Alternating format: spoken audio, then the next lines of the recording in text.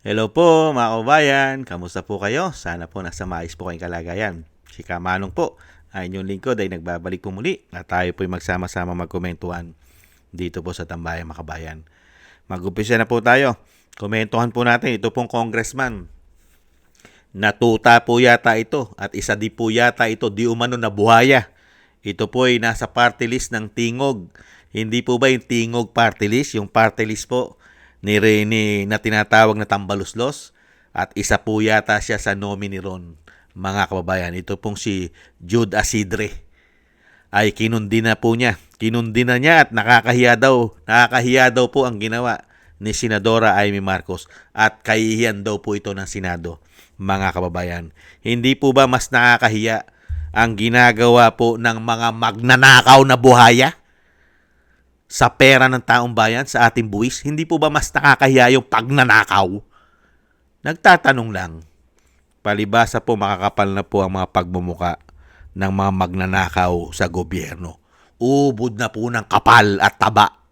Hindi kaya? Pakinggan po natin mga kababayan at panuorin. Balikan natin ang ulat ni Rosalie Cos mula sa House of Representatives. Yes, Rosalie. Mas mataas na standard ang kailangan mula kay Senadora Amy Marcos para sa Senado, mga kasamahan niya at publiko. Yan ang giit ni House Committee on Higher and Technical Education, Tingog Party List Representative Jude Asidre, na tinuligsa ang ginawang video presentation ng Senadora sa sesyon ng Senado kahapon, araw ng Lunes, May 25. Ayon sa kongresista, kahihiyan sa Senado ang ginawa ng presidential sister na ginamit umano ang Senate floor para palakasin ang isang material na bumagsak matapos suriing mabuti. Mas matindihan niya ang ginawa ng senadora kaysa pahinain ang sariling argumento ay ipaalaala sa publiko kung bakit maraming Pilipino ang sawang-sawa na sa politikang nakapatay sa intriga at paratang. Babala ng kongresista, kung magiging normal ang ganitong gawain, maaari na lang anyang magpakita ng video ang sinumang opisyal ng gobyerno, magpalutang ng sabwatan at hayaan ng social media na makapinsala bago pa man makahabol ang katotohanan. Tinawag niya rin itong political vandalism. Samantala, wala pang pahayag mula kina House Speaker at 6th District Representative Faustino Bodie III at Deputy Speaker South Cotabato 2nd District Representative Ferdinand Hernandez matapos makasama sa video presentation ni Senadora Marcos na nakipagpulong umano kay dating Senate President Tito Soto para pag-usapan ang tungkol sa charter change sa pamamagitan ng Constituent Assembly o CONAS. Una nang itinanggi ito ni Senador Soto. Balik sa iyo, Aga. Maraming salamat, Rosalie Cos. Nakita niyo po mga tambay? Hindi na maitinanggi eh. Umami na nga si Soto na sila'y nagkita-kita at nag-usap. Kasama pa si Lacson. Pinatunayan niya. Diba? Dininay lang. Hindi lang inamin na talagang plano nila na magkaroon po ng charter change o chacha o CONAS. Hindi po ba? Pinasinungalingan po nila. Hindi raw po totoo, chismis. Pero, hindi naman po pinasinungalingan ni Lacson at ni Soto na hindi sila nagkita-kita at nag-usap. Nagkausap sila. Magkakasama sila sa meeting nila sa pag-uusap. Kaya nga lang, sinabi lang chismis. Maniniwala po ba tayo kung chismis yun? Ngayon, dito naman po kay Asidre, mga kababayan, ito pong bata yata ito ni Tambaluslos sa Tingog Party List. Hiyang-hiya naman po kami sa iyo, Sir, Congressman. Ang Tingog Party List po ay kasama po sa Cabral Files. Kasama rin po sa insertion na pinalabas ni Congressman Libiste. Hindi po ba? At napakalaki rin ang nakuha ng Tingog. Palibasa, kahit po ito ay isa lang party list. Pero billion po ang nakuha nitong insertion at mga allocables. Samantalang party list lang po sila. Napakalaki po. Lalong-lalo po nung 19 Congress. Umaapaw po ang pera sa Tingog Party List na kung saan nahandon si Jude Asidre. Ayon po yan sa Cabral Files na hawak ni Representative Leandro Libiste. Kaya lang po hindi pumuputok ang mga issue nila dahil kontrolado pa po nila ang sitwasyon sa Kongreso. Dahil nahandyan pa po ang kapangyarihan dahil lahat po sila ay involved halos. Lalong-lalo po yung pumirma yata sa impeachment na 200 plus. Hindi kaya, Jude Asidre?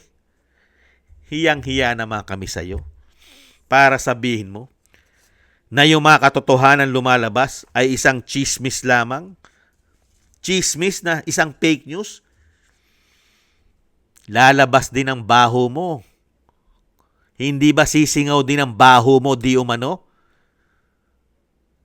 Asidre at ang iyong party list? Hindi ba kasama pa dyan ang asawa ni Tambaluslos at anak? Si Yeda Romualdez at yung anak niya? Di po ba ginawa ng pamilya ang party list? Ibang klase ka. Tapos ngayon kukundinahin mo at sawan-sawa na ang taong bayan? Bakit hindi mo tanungin ang Pilipino kung kanino nagsasawa ang mga Pilipino? Hindi ba sawan-sawa na sa mga buhaya diyan sa Kongreso?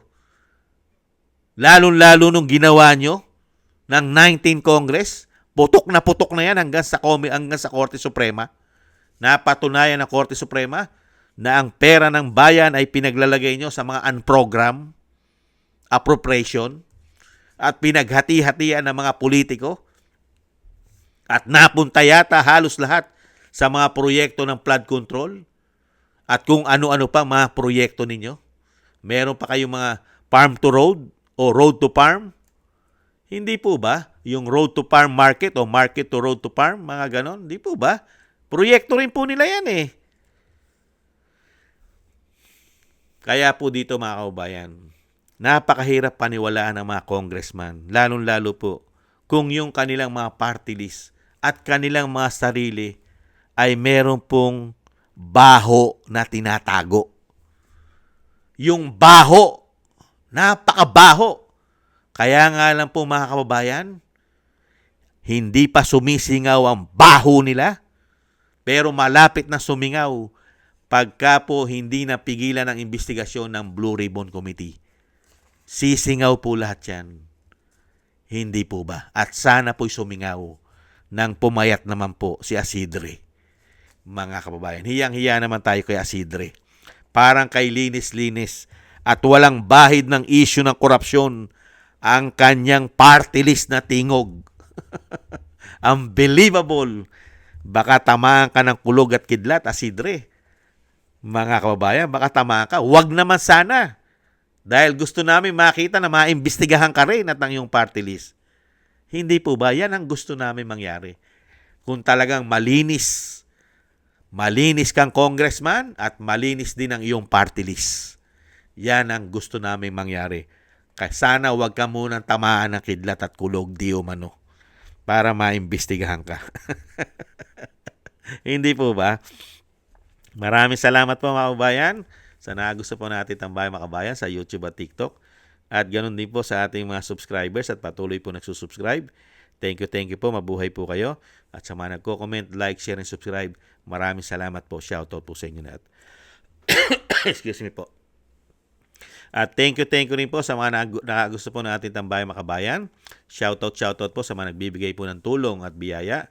Shoutout po kay Eric Hershon ng Canada, Kingston ng Hong Kong, Beichi Chiyoko, si Jake Yahoo ng from California, USA, Gina Ray from Berlin, Germany, Julieta Silona from Sydney, Australia, Baby Roman at Ate Isa from Cagayan, Bali, Jem Aris from United Arab Emirates, Jovelyn Watanabe from Japan, ako si Pilaam, Ani Jo, Chudorico Erguisa Jr., Arfel Villacorta, Wills Bubbles, Rosalina, Michelle Yamaguchi from Japan, Norma Garcia, Gayat Shena, Tatay Nick from Toronto, Canada, Nancy Lumampao, Balance Vision TV, Jesus Valdepena, Rolando Guerrero, Mila Yi, Felipe Shapno from Texas, USA, Rolando Timbol from Alberta, Canada, Ma'am LB at Sermani from North Miami, Florida, USA, Melchorita Espinosa from Orlando, Florida, USA, Arthur Estraniero from USA, Randy Crispino from Pasig, Mika Legaspi, Tessie Mantilla from Kuwait, Frank Zamora from California, USA, Romulo Divinagracia from Bacolod City. Thank you po sa inyo. Shoutout po sa inyo lahat at God bless po sa inyo lahat. Maraming salamat po mga kababayan. At tiis-tiis lang po tayo mga kababayan. At samahan po natin ng maraming dasal at panalangin nang tayo po'y maingatan. Thank you po. Bye-bye. Sa muli.